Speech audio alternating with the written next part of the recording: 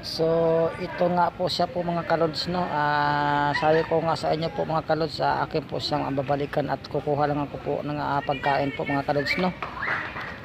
So ayan po, nandito pa rin po siya po mga kalods. Sa atin po siyang bibigyan po ng pagkain po mga kalods at tubig po, no. Hindi po natin po alam kung taga saan po itong tao po mga kalods.